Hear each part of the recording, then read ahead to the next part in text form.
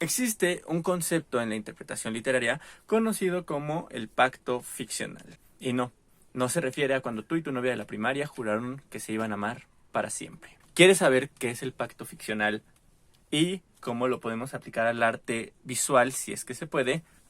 Quédense aquí en este video.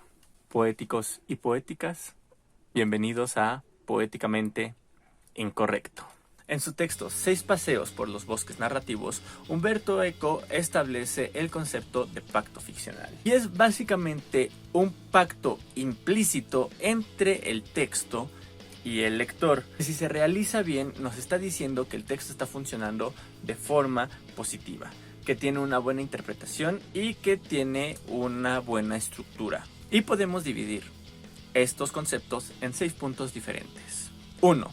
El lector acepta que los elementos vistos son imaginarios. Pareciera algo obvio, pero no falta el mamón en el cine o leyendo un libro de ciencia ficción que dice: no es cierto, eso no pasa así, no se puede porque es científicamente improbable. ¡Cállese! Básicamente, este concepto nos dice que tú al momento de abrir un libro o de ver una película, aceptas que lo que se está narrando es ficción y por lo tanto podría pasar. Por ejemplo, en El Quijote, tú aceptas que puede existir alguien que se volvió loco de tanto leer libros de caballería y agarra una armadura, agarra una lanza y se sale por el mundo a vivir aventuras como si se sintiera un caballero. No conocemos a nadie que le haya pasado, tal vez no existe incluso un registro histórico de alguien a quien le haya pasado esto, pero tú aceptas que está sucediendo y que puede suceder. Incluso es más obvio explicar este punto con la literatura de fantasía. Todos sabemos que no existen los hobbits, todos sabemos que no existen los brujos, pero al momento de tú ver El Señor de los Anillos o de leerlo, aceptas que existen y aceptas que convivan entre ellos. El punto número 2 es: el lector acepta que los elementos presentados son imaginarios, pero no mentiras. Es decir, que cuando tú lees un libro o ves una película, aceptas que los hechos están ocurriendo en el texto mismo y por lo tanto afectan a los personajes y al mundo del libro. Por ejemplo, sería súper chafísima que en un libro de lo que sea, el narrador te intentara convencer de lo que está pasando es real. Tú estás aceptando que lo que está pasando es real y por lo tanto el escritor no tiene que meter su pluma ahí y de tener que intentar convencerte de lo que está pasando. Los hechos están ocurriendo y los hechos no tendrían por qué ser una mentira. Tú estás aceptando como lector que lo que sucede pasa. Por ejemplo, en la película del Capitán América, tú aceptas que existe un personaje que quiere ir a la guerra, que se mete un suero de supersoldado y se vuelve el Capitán América. Nada de eso tendría por qué ser mentira. En el universo del texto está pasando y es real. Punto número 3. El autor debe entender que el lector no está en su cabeza. Debe de existir alguna forma de que el texto nos esté diciendo qué es lo que pasa en el mundo ficcional. Muchas veces cuando hablamos de inconsistencias en la trama, nos referimos precisamente a este punto. Hay cosas que se tienen que explicar. Hay cosas que pueden quedar veladas o hay cosas que se pueden explicar hasta después. Pero debemos entender que yo como lector no tengo por qué estar entendiendo el mundo completamente. A mí me tienen que explicar que existe otro mundo mágico paralelo al mío, como en Harry Potter. Y me tienen que explicar cómo funciona este elemento mágico. No puedes simplemente arrojarlo y ya está. Me tienen que explicar cómo funcionan los horrocruxes y cómo se hacen. No puedes simplemente decirme: oh, el alma de Voldemort está encerrada en algo. Que, por ejemplo, es algo que conecta a toda la saga de Harry Potter. Pareciera que no se nos explica en el segundo libro. Es decir, llega Harry, encuentra el diario de Tom Riddle y lo destruye y resulta que el alma de Voldemort estaba encerrada ahí. ¿Por qué? Magia. Pero después, y ya esto es interpretación de ustedes, si estaba planeado, si se lo sacó la autora de la manga, pero al final se nos explica de que el diario era un Horrocrux. Es decir, sí se nos explica cómo funciona este elemento mágico. pero se nos explica hasta después. Sin embargo, yo como lector estoy entendiendo qué es lo que está pasando. Punto número 4. El autor se compromete a desaparecer mientras su obra es leída. Una vez más, no se vale que el autor interfiera y diga, te juro que esto sí pasa porque me pasó a mí de chiquito. O que ponga una nota al pie de página intentándote explicar qué es lo que quiso decir ahí. El autor no puede intervenir en la narración que estás leyendo. La obra debe darnos los elementos para que tú puedas entender qué es lo que está pasando. Y por último, punto número 5. El lector acepta que el lobo hable, pero el lobo se tiene que comportar como lobo. Es decir, que si el mundo narrado nos está presentando reglas desde su propia construcción novelística, debe de ser coherente con esas reglas. Si tú me dices, por ejemplo, que existe un personaje llamado Superman que es vulnerable a una piedra llamada Kryptonita, no se vale que al final de la película o del cómic le muestren la Kryptonita para derrotarlo y de la nada resulta que no le hace daño. Las reglas nos están estableciendo que este personaje es débil contra este elemento, por lo tanto debe de perder ante el elemento. Ahora bien, ¿el pacto ficcional se puede romper? Sí se puede romper y por lo tanto podríamos decir que estamos ante una obra que tiene inconsistencias narrativas. Por ejemplo, hace poco leí una novela donde se nos presentan viajes en el tiempo y elementos metafísicos. Yo acepto como lector que pueden existir estos viajes en el tiempo, que pueden existir personajes de la era contemporánea conviviendo con personajes de la revolución, porque es lo que nos está construyendo el mismo texto. Sin embargo, hay una parte donde nos presentan a un personaje que se nos narra como un campesino que se unió a las luchas revolucionarias. Y te construyen desde un principio al personaje así. Y de repente este hombre se pone a hablar de metafísica, de elementos del cosmos, de elementos que como un personaje no nos están diciendo que el personaje pueda pensar así. Aquí el autor se negó a desaparecer.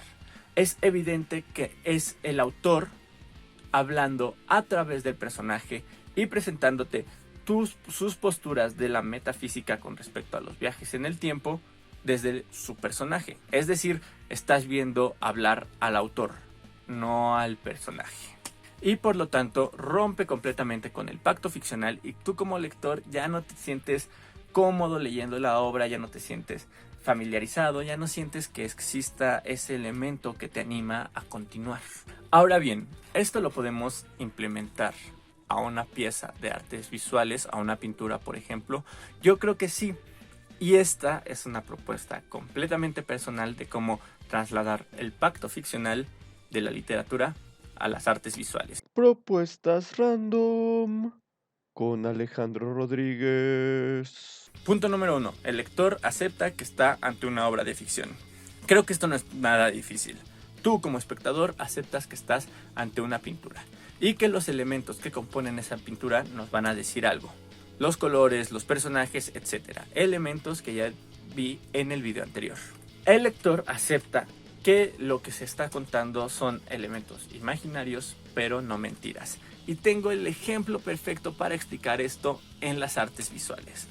Todos, o bueno, la mayoría, si conocen de las noticias artísticas, nos enteramos de cuando Banksy destruyó su propia obra en una subasta. Todos, absolutamente todos, sabemos que la ruptura de la obra estaba planeada. Sin embargo, en este mismo performance, la idea era invitar a la gente que estaba en el lugar. Es decir, que la gente no sabía qué iba a pasar, solo sabían quiénes organizaron la subasta y al momento de empezar a destruirse la obra, uno acepta que está ante este pacto ficcional, es decir, que está ante una obra que al momento de ser subastada se destruyó y al momento de destruirse está haciendo una crítica a las subastas, a lo que tenemos como arte, a si el arte sirve o no cuando se destruye. Es decir, aceptamos que estamos en un mundo imaginario, que es el mundo que se construyó en el performance, pero que no es mentira. Aceptamos que la obra se destruyó. El autor debe entender que el lector no está en su cabeza. Y una vez más puedo explicarlo con algo que ya hablé en el video anterior. Puede ser que una obra de arte nos esté dando los elementos para interpretarla desde la pieza misma. Vuelvo a los ejemplos que puse la vez anterior. Esta pintura de Da Vinci y La libertad guiando al pueblo son pinturas que por sí mismo, por la imagen y por los elementos que nos presentan, puede ser interpretada sin ir más allá. Pero, por ejemplo, si es necesario que nos expliquen ciertos símbolos o ciertas ideas de la pintura misma, bueno, pues el autor está comprometido a tener que explicártela para que tú puedas hacer una buena interpretación de la obra. 4. El autor se compromete a desaparecer mientras su obra sea leída. Una vez más, volvemos a lo mismo. Y aquí quiero aclarar algo importante que no aclaré cuando hablaba de literatura. Y es que si hablamos de autobiografías o cosas así o narraciones anecdóticas, bueno, pues obviamente en ese sentido sí debemos de aceptar que el autor está presente en la obra. Pero también debemos de aceptar que al ser algo que el autor está escribiendo, está eligiendo ciertos pasajes que le interesan contarte. Es decir, no te cuenta toda su vida, sino lo que te quiere contar. El autobiógrafo también se vuelve personaje. ¿Me explico? Entonces, sí existe una ficción ahí al final de cuentas. Y lo mismo pasa con la pintura. La pintura debe funcionar por sí misma y no necesita que el autor te diga, ah, sí, es que así se hacían las cosas en mi barrio de chiquito, porque tú tienes que interpretarlo. Por ejemplo, si hablamos de un volcán, como los que pintaba el Dr. Atle, no es necesario que el Dr. Atle nos explique que así se veían los volcanes. Tú ya estás aceptando que así se veían los volcanes desde el lugar donde él los estaba viendo. Pero por ejemplo, si tenemos obra como la de Frida Kahlo es muy autoanecdótica. Mucho de lo que le pasó en la vida lo utiliza para expresarse y para hacer sus obras de arte. Y por lo tanto, sí está metida Frida Kahlo ahí, pero se vuelve un personaje más de la obra de arte. Y por último, el lector acepta que el lobo hable, pero se tiene que seguir comportando como lobo. Y aquí pongo otra vez el ejemplo de lo que pasó con Bansky. Si bien me sirvió como ejemplo para ver cómo aceptamos estar en este mundo ficcional, también me sirve como ejemplo para ver cómo rompió la ficción. ¿Cuál fue el problema de este performance?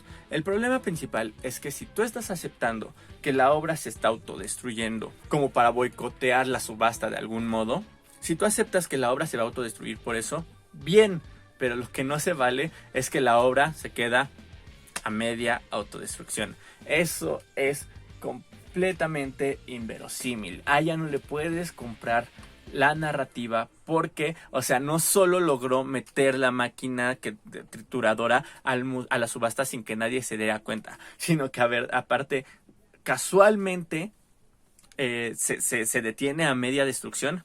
No sé ustedes, yo le pude haber comprado lo primero, que se metiera la máquina trituradora a escondidas, pero que ya se destruyera a media pintura.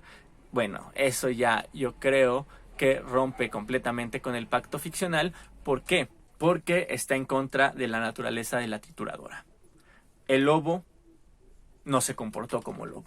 Y eso es todo de mi parte. Yo soy Alejandro Rodríguez. Ya saben que si les gusta este video pueden dejármelo en la caja de comentarios y pueden compartirlo. Y díganme, ¿les gustó cómo implementé el pacto ficcional de Eco a una interpretación pictórica? Déjenmelo también en sus comentarios. Nos vemos a la próxima.